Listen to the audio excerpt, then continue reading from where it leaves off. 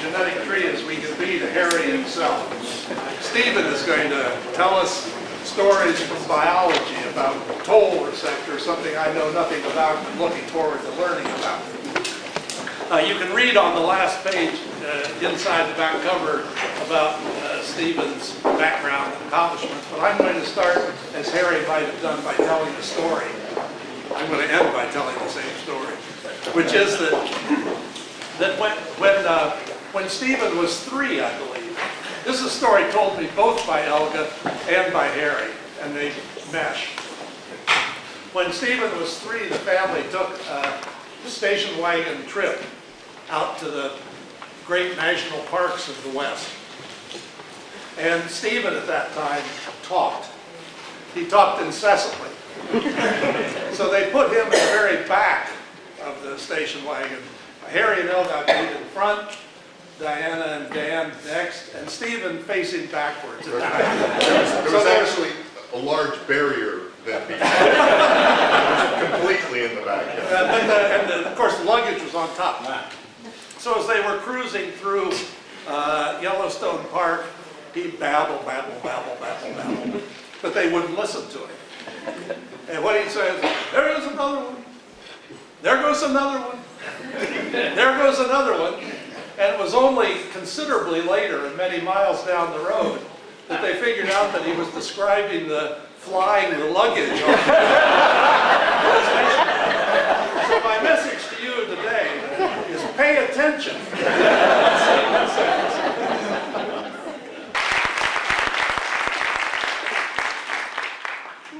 Well, thank you.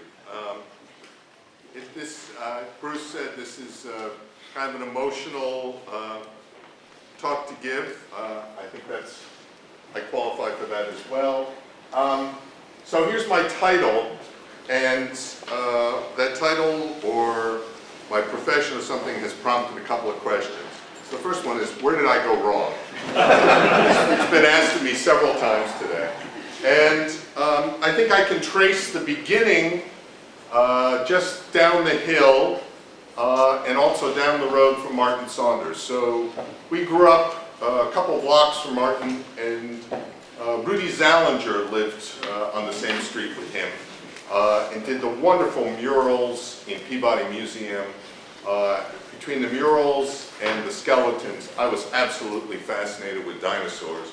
And so I sort of made the progression, started out interested in herpetology, and then got more generally into biology. So I can blame that for where I started to go wrong. I think it was pretty clear I had gone wrong. My graduate school, my PhD thesis was on an enzyme alanine racemase. So to me, there's sort of nothing more antithetical to the son of a synthetic organic chemist saying, I'm going to destroy all chirality as a business. So, but I think my father would have put the moment somewhere in between. I was an undergraduate at Harvard and had the pleasure of having Frank Westheimer take the occasion to teach the entire year of organic chemistry. And at that point, I still wasn't sure what I wanted to do. Having 2 parents who were organic chemists, I was quite excited. I got into the course. And on one occasion, I called home to tell my father about what I had learned in class that day. And it's actually a reaction that's been described by 2 of our speakers today, more accurately than I described it. So I called up and I said, yeah, I learned about the Niels-Alder reaction. So that kind of blew my cover. Anyhow, though, I'm willing to sort of help people out here. So let's call this natural fun. All right. So the second question is, Steve, will I understand anything you say? And so I'm gonna try hard.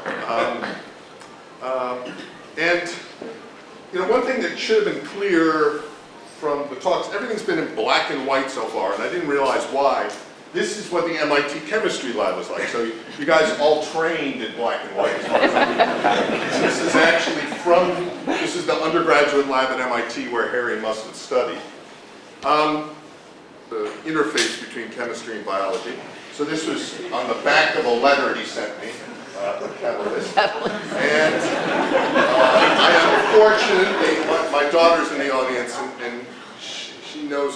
well that the tradition of punning has sort of been handed down from Harry to the children, to grandchildren and such, so that's the way things are.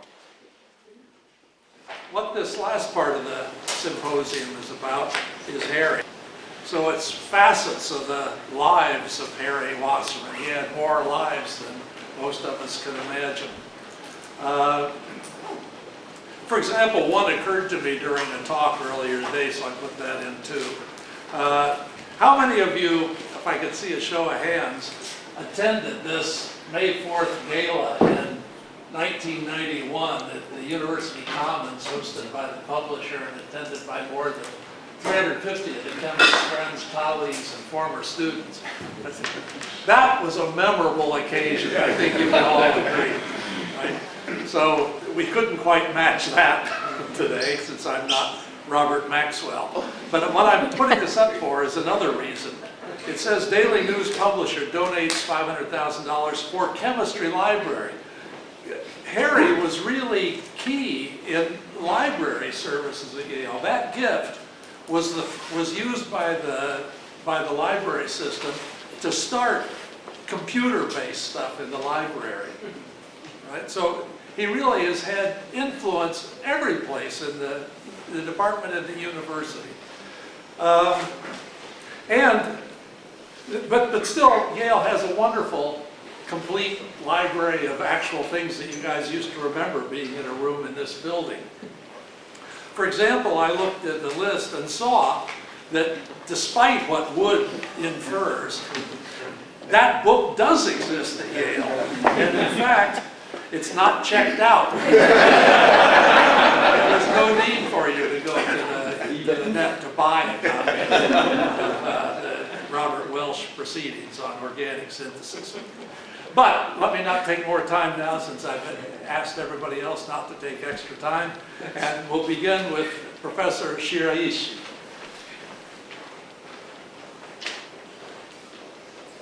Speaking for the Japanese colleagues who worked with Harry. I was a postdoc of 1988 from Takeda Pharmaceutical Company. Well, I would like to present Professor Saito's message. On behalf of former Japanese postdocs in Professor Wasserman Group, I would like to express my deepest condolence on the passing of Professor Harry Wasserman.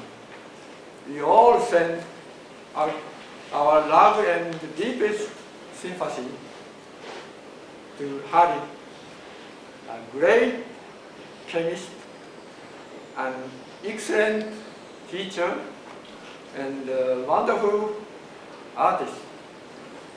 We shall always remember his gentle smile, warm humanity, and his excellent contribution to organic chemistry.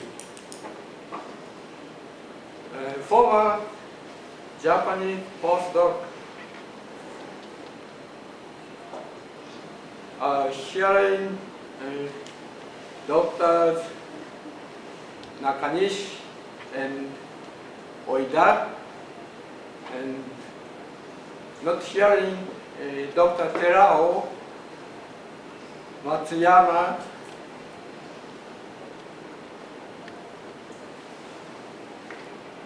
as shown in the following 6 photo slides. We feel Harry's gentle, warm, and broad-minded personality could be detected in the slide. This shows Harry before 10 years and Saito on award ceremony of AAAS Fellow.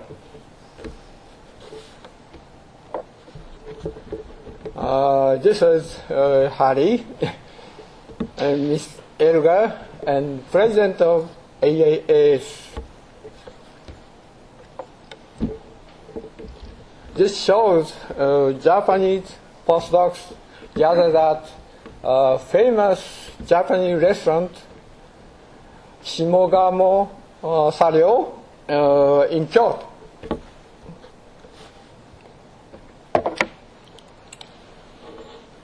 Doctors Terao, Saito, Matsuyama, here in Nakanishi, and Oida, me, and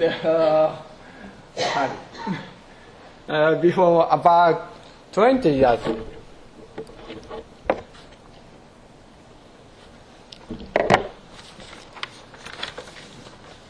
This expresses everyone happy for receiving gifts of watercolor painting from Harry at the restaurant.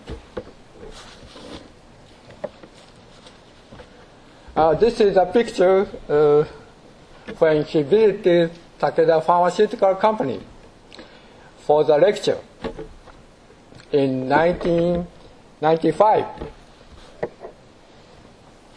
Finally, this expresses Harry feeling relaxed and watercolor painting at Dr. Terao's home.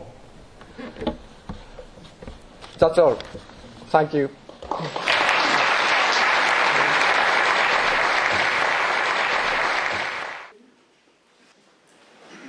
I want to say what an honor it is to be here today, and also what an honor it is to have my story to continue to intersect with Professor Wasserman's story. He wouldn't know who I am. I'm one of thousands of students who went through his organic chemistry course here at Yale. One of thousands of students who did it because they were pre-meds. At the time, though, I had just come to decide that I could even be a pre-med. I was atypical. I was a lot older. I had grown up at a time when girls didn't become doctors necessarily. They weren't encouraged. In my family, no one was a physician. And I had fantasized about it for so many years. And finally, I had thought, well, I'm going to try this. And as luck would have it, or maybe more than luck, I'm not a religious person, but I kind of believe that God smiled on me when he gave me Professor Wasserman as an organic chemistry teacher. Because you have to understand that one of the things that had kept me from believing that I could even do this thing was organic chemistry. The lore of the pre-meds was that no one likes organic chemistry. And it is the thing that stands between you and medical school. It is the thing that will prevent you from going to medical school. And I believed that. But I believe that God smiled on me because I was an English major and Harry Wasserman was an artist. And he showed me that art and science can be taught together. And he was probably the only organic chemistry teacher that would illustrate points with pictures that he drew on the board, and that I found organic chemistry to actually be closer to diagramming sentences, which was something that I understood, and I hope I don't offend any of you here. In any event, at the end of the course, he made an announcement and he said, I know that many of you want to go to medical school, and I know that many of you would like a letter of recommendation from me. But if you would like one, you will need to write an essay for me in which you explain what organic chemistry meant to you. And everybody went, ugh. But I didn't. I was passionate. I went home and I worked on my essay. And I had so much to say because literally it had been one of those things that had made me think I couldn't do it, and I was doing it. And I had children at the time, and I'd talk about organic chemistry at dinner, and my kids would go, oh my God, Mom, stop. And I put all that in the essay, and the next day in class, he said at the beginning of the course, he said, will Nancy Angoff please come up after? And I was, of course, anxious and nervous, and, you know, he always had groupies around him, you know, and I never was one of them. But I did go up, and I stood in line, and I waited my turn, and I said, I'm Nancy Angoff, and he said, I am wondering if I could quote from your essay. I'm accepting an award this weekend, and I'd like to be able to quote from your essay. And I, for the first time, thinking quickly, you know how many times it's after the fact, you say, damn, I wish I had thought of that, but I thought of it. And I said, sure, you can quote from my essay if you'll write a letter. And he did. And I got into Yale Medical School. And I did residency in internal medicine. And I take care of people with HIV. And 16 years ago, I was asked to be Dean of Students at Yale Medical School. And in that way, I believe I carry the legacy of Harry Wasserman. Thank you.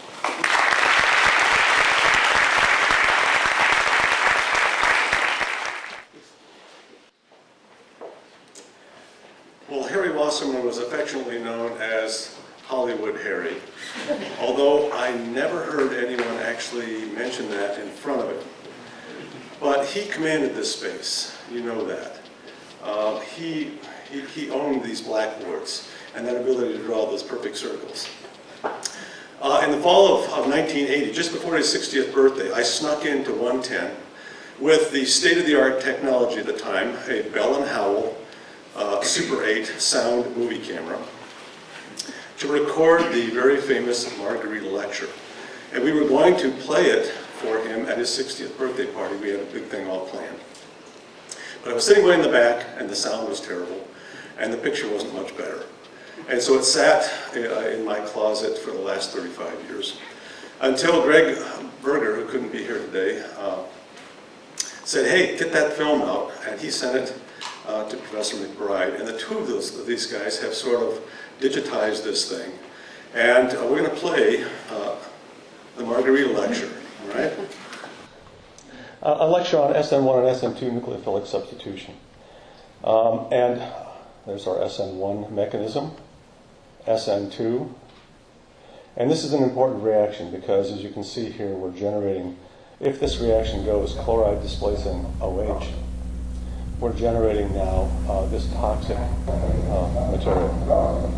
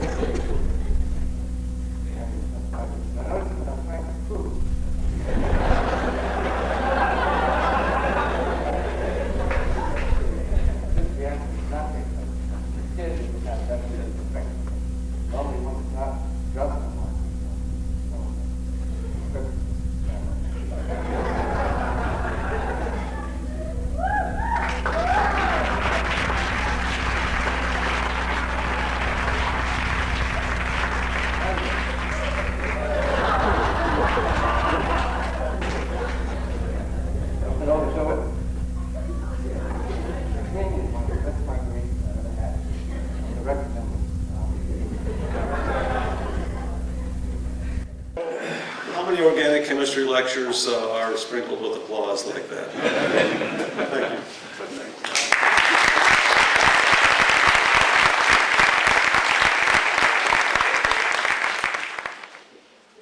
Willie Ruff appeared also in the lecture because Harry wanted to make sure that the students knew that Willie Ruff is different from Oscar Ruff of the Ruff degradation. So in order to do that, Willie came to join Harry, and they demonstrated that they did something different than the Ruff degradation. Willie. When I arrived at Yale as a freshman at Yale School of Music in 1949, it was a very different place than it is today. And I had come there because of one musician. I never knew Yale had any distinction for music, but I happened to read, I was still in the Air Force, I happened to read in a jazz magazine an interview with the great high priest of modern jazz, Charlie Parker. And this interviewer said, "Bird, if you could do with the next several years whatever you'd like, what would that be?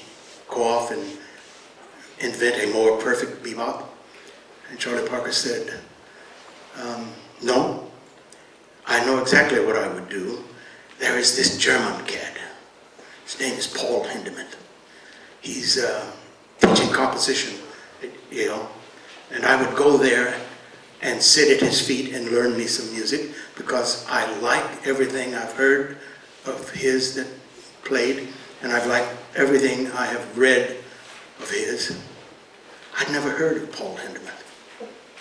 I was just about to get discharged from a group out in Ohio where the Tuskegee Airmen was stationed, and I was in band there, and a fanatic about jazz, and anything Charlie Parker wanted to do was good enough for me.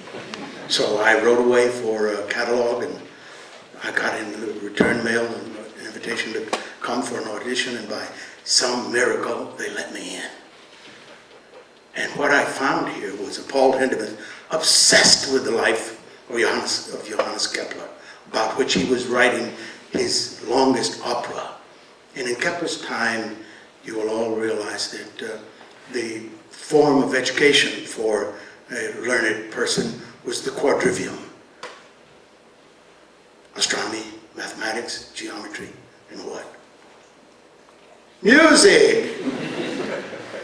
So I found this, in learning this from Hindemith, that Yale wasn't set up that way. The music and the liberal arts were down the hill, and this was called Science Hill up here. But there were two cats that I encountered on the Yale faculty from up on this hill who were thoroughly steeped in music. One was the Silliman professor of geology, John Rogers, who was a Hindemith freak. He wanted to play everything, play his way through that, and so did I. So we ended up playing a lot of concerts together and all. And I left, and there was this other cat up here on your hill, and his name was Harry. And he took care of the jazz end of it. He didn't care much, or if he did, I never heard him play Hindemith or any of that. Harry would like to get down, down into the blues and dirty. And I left here after graduating and began teaching, and was invited back in 1971. And when I arrived, I found Harry still getting down. And there was John Rogers still there in the Department of Geology, one of the world's great stratigraphers. And I said to Rogers, "John, you know, since I left and since Hindemith died, and 300 and something years after Kepler's time, there is the possibility now, although we don't have the instrumentation here at Yale to do it, but it's possible to prove Kepler's 3 laws of planetary motion. We didn't have an electronic music department at that time." So John said, yes, I understand. Let's, we were both resident fellows in Branford College, and over many meals on the back of napkins with the participation of undergraduates, we worked out, and mostly John, because I'm not the mathematician, that one needs to be to do all of that, but John Rogers was. And suddenly, well, not quite so suddenly, but after some work, Bell Labs agreed to let us into their facility down in New Jersey, and we got a recording, actually a planetarium for the ear of Kepler's data of 1619, written in Latin so everybody could understand it. And the report of this came back. I brought this stuff on a tape home and listened to it and went crazy. And a reporter came up from the New York Times, who had been a Branford student, watching us work this stuff out in the dining hall there, and wrote an article about it, which ended up on the front page of the Tuesday Science section. Next day, I get this telephone call from California, Jet Propulsion Lab. Professor Ruff, yes, sir. This is Carl Sagan. We're calling to see if you and Professor Rogers would give permission to include your Kepler work on a spacecraft called Voyager we're about to send out. They're making this famous golden recording, and we agreed to do that. And it is out there, leaving the influence of the solar system. And thank you, Charlie Parker. Thank you, Hindemith. And thanks for the ride, Harry.